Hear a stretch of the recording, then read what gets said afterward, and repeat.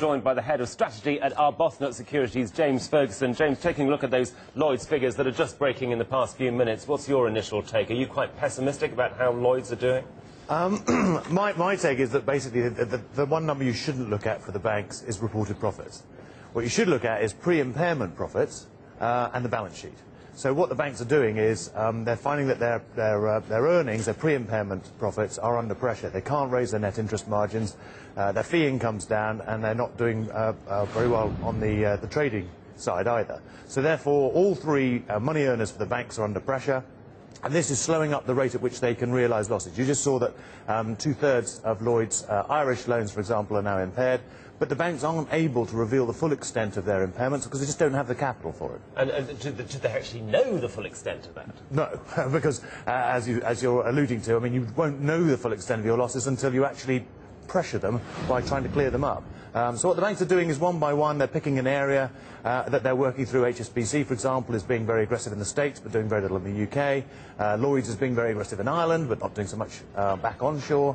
Barclays isn't being as aggressive as probably as any of them. RBS has spread it out quite widely. They all have different strategies, but they're all dealing with essentially the same problem. Their losses are quite substantial compared to their capital, and their capital isn't substantial enough. And are banks still in contraction mode as far as lending is concerned? Absolutely. I mean, the point, if you're a bank, the real issue is that if you've got insufficient capital, the way they view it is they've got insufficient capital for the amount of loans and other risk assets they have.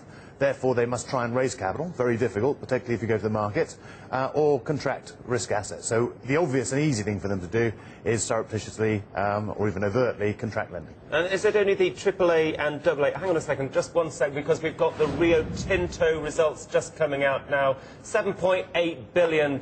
Rio Tinto, the giant miner, of course, first half profit, 7.88 billion. We'll talk about banks in a moment. Can I just ask you, James, give us a very quick reaction to that?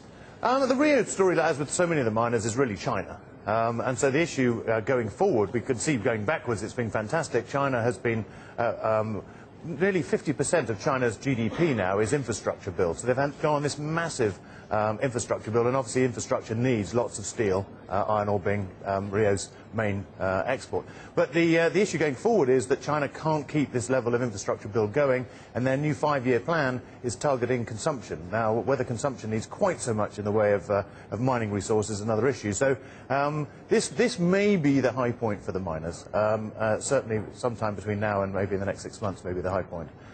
Looking forward. OK, James Ferguson, we have to leave it there. Thank you very much indeed.